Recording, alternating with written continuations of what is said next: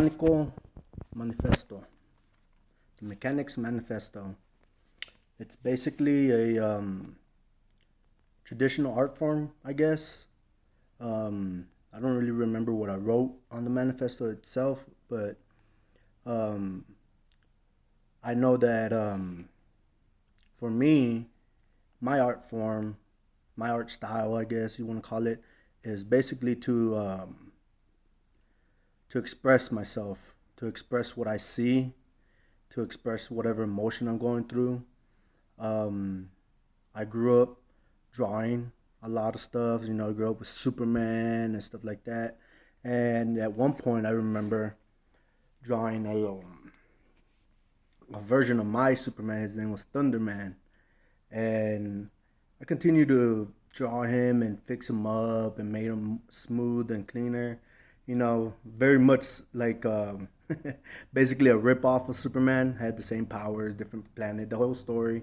But I was like 5, 6 years old at the time when I started doing that, and then I stopped drawing him around the age of 12.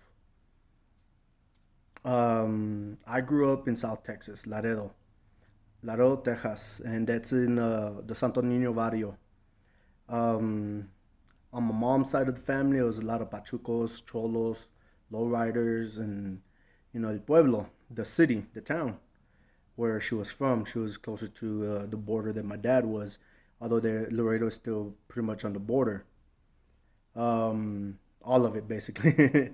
My father, he grew up on along the border as well, but he was in a ranch, more of a cowboy style ranchero. And I grew up on both cultures. Moved up here to South Tech or West Texas, and it was kind of a clash of cultures, because sometimes I would show up dressed up as a cowboy, what we called shit kickers, and or kicker, kicker style, cowboy style, and I hardly knew any English. It was very broken. It was very sporadic. It would be very Spanglish, as it were. And I would also show up looking like a cholo, with shirt buttoned up all the way to the top and hair slicked back, and sometimes I'd dress up like a pachuco in a zoot suit and stuff like that. And my art form started taking a whole different turn. I started getting into lowrider art magazines and basically copying what I would see from the pages, eventually turning, that's what I focused on. Now, as I'm 40 years old, I've been to wars and deployments, and while I was over there, um, my art started becoming more dark, centralizing around death and sadness. And for the most part, it wasn't how do you say, very sunshine and rainbows, um, so basically stopped drawing. I was a mechanic, and that was my focus. I was working on cars, fixing them. And when I was in the army, I worked on Humvees that were beaten up, blown up, putting them back together. And to me, that was an art form in itself. Making something out of nothing, creating, uh, I guess, basically a instrument of war, being the Humvees, the LMTVs, the Hemets, and all that. And but in a way, also it was defending life, because inside those vehicles, you that was your only protection. It was a shell. Coming into the real world, into the civilian world, I continued trying to work on cars. I looked at them the same way as I always did, and I pretty much stopped drawing at this time. I focused on trying to build a company called, designing shirts and stuff. But so art's always been a part of my life. This class has actually helped me bring more life, bring back that life, and not just this class, God, I went through a very dark time there for a little bit, and a friend of mine reintroduced me to God and religion, going back to church, making God a priority in my life, and I believe this has made me a better person. Um, More of a sunshine and rain and thunderclouds, enjoying the moments, you know, and embracing those clash of cultures. Sometimes I'll just, t-shirt, whatever, but in my art form, like this right here, I drew. I speak about it in my mechanics manifesto, the handwritten one, about what do you call it? About a rose, being black and white, and focusing on that, void of all color, just going with the basic style, and in doing so, okay, it's in here somewhere. Hold on. I also been journaling, writing a lot of stuff also, and basically I keep a journal of this.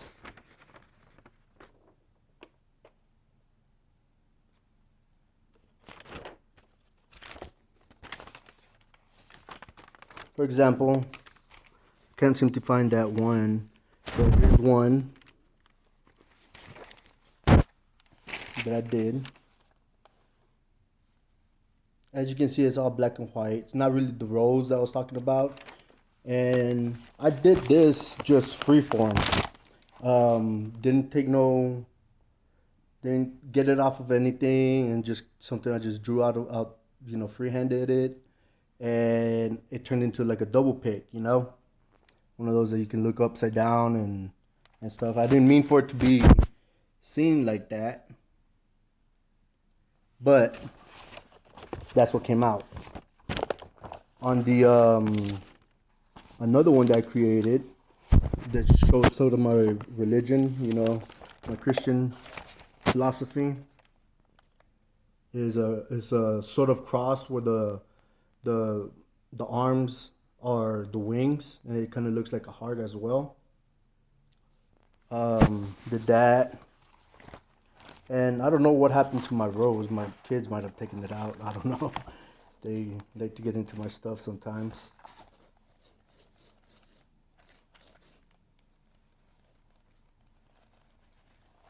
But as of right now, those are my two drawings that I've actually done recently. Um, I've tried to do others, but it hasn't been as good. Not good, like really. That's the only ones I really tried. Oh, I found it. Here's the other one, the rose. Is like the other drawings I did. Is void of color. Is focusing on the lines, the shadows, and the how do you call it, the calligraphy of it. You know, and it was actually for it was actually a Valentine's Day gift for a friend of mine, and it expresses how I feel right now. You know, um, the artwork that I have on my body as well, my tattoos. Those were done when I was in the service in the army. This one was done when I was younger and in gangs, as well as this one, and all that stuff. It creates me, who I am, my art form, which involves sometimes dark, and a lot of white, like black and white. That's why I like to do my art form to be void of color. It's just black and white, kind of like my hair. Uh, um, it's kind of like my past meeting my now. Um, I'm very proud of this work, of my work. It's more mature than it was when I was younger. It's actually created freehanded. Like I don't look at a picture and drawing it out. It's straight out of my mind. It's out of putting everything that I've learned in the past. Kind of like a mechanic relies on the gears and the tools to get a vehicle running and keep it running. I do the same thing. I keep myself and my art form working together intricate, within each other to be able to create what I create. My pen and my pencil meeting the paper. I could simply just scribbles, but the God of my understanding, He guides my hand in putting what I put down on paper. Um, he is the one that is behind. My God is my strength, my core, my faith. Makes me the cholo cowboy that I am, if you want to call it that. Um, I like a lot of the music that I listen to is Tejano and rap. Eminem's my favorite. Grew up listening to Selena and Emilio Navaira, Pira Studido. These are people I grew up with that like Peter Studido. He actually lived in Laredo. He actually has a house in Laredo as well. And these are great Tejano bands. Cumbia and dancing. The two step and all that is just who I am, and it's very it's like a mirror. My artwork's a mirror of me, and that's who I want to be. That's what I want to teach my kids, to be who they are, to not be ashamed, to embrace the weirdness, um, because there's no real norm like normal people. I don't think that anybody's normal. They just embrace who they are, and to them it's normal. Somebody else looking in might seem weird, but you know art is something like a window. You're looking into somebody's being, who they are, the soul of the person, the light that makes them who they are. And sometimes you may not understand what's on the paper, what's being drawn, you know, but it's basically like you just gotta have an open mind about it. Be flexible. Like, one of my heroes growing up was also Bruce Lee. And Bruce Lee's philosophy in life used to be very limited. Um, he thought he was the best and everything. Then he got to a point where his art form, his martial arts, as you say, as you will, his hadn't met that Jeet Kune Do style that he had committed himself into towards the end of his life. And very young, he realized his limited um, art, his limited style of fighting, because somebody came along and told him, like, hey, you have to open yourself up. You have to be fluid, be able to adapt and overcome. And he did that. That's when he created Jeet Kune Do. And his philosophy was this: be like water. Water is the strongest force, the strongest elemental force in the world. It carved out the mountains, the Grand Canyon, but it also creates life. It's not only destructive in nature, tsunamis and whatnot, tropical storms, and it's also a life force, you know. It's without it we can't live, and too much of it will kill us. But water is also very adaptable. You could put it in a glass of water, and it'll take the shape of the glass it's in. It could be a heart shaped container, and the water would take the shape of the heart. And that's how I like for my artwork to be fluid like that, to be adaptable. Like the last piece I did, that with the double picture of it. I really don't have a name for it yet, but in one way, it kind of, to me, it kind of looks like a an elf. The other way, I really don't know. It's just a different face. And when I was creating it, I really didn't have no idea what I was gonna start off with. It ended up having peacock feathers on it, and I don't know. It's just I just let the spirit of the moment take over. I didn't have boundaries to it. I just created.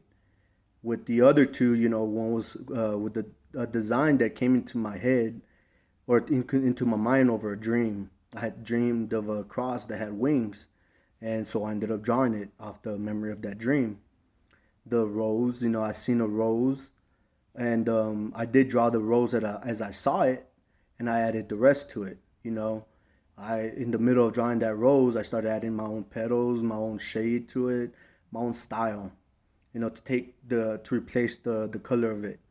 You know, and also it was uh, between us, I really couldn't afford to buy a rose, so I created one.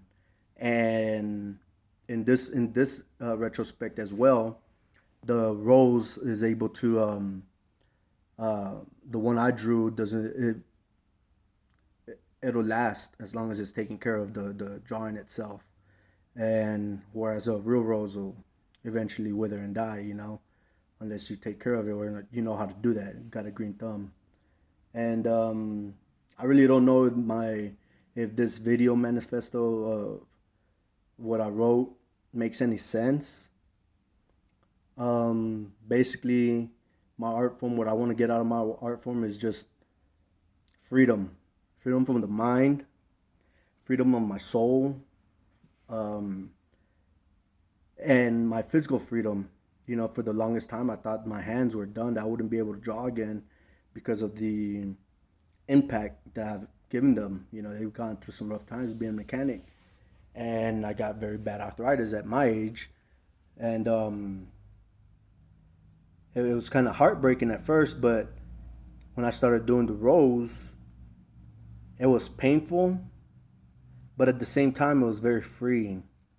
And at one point, my hands just started taking over, sort of like riding a bike. Um, I didn't put too much thought into it. I didn't overthink it like I used to when I was younger. I'd kind of get frustrated trying to draw it exactly perfect, and then getting mad and throwing it away. Now, I just go with the flow. I just free it, let it do what it does. Let it be its own life force, and that's what art should be. It should open a mind up to the possibilities of everything and anything. And I don't know. I guess that's it. I mean, like I said, I don't have the manifesto that I wrote right in front of me. Put Dia de los Muertos on there, and así es lo que is the main thing. It is what it is. Do with what you got. Don't overthink it. Don't overlook it. Don't try to put too much into it. Don't try to read between the lines, because you're the one that creates the lines. The uh, truth of the matter is, la vida buena es la vida que te haces. The good life is the life you make. It's something my mom used to tell us, and it's something I put into my art. You know, I can sit there and draw uh, drawings that are sad, full of death and voidness and dark and despair, but that would bring me down into that black hole, the abyss.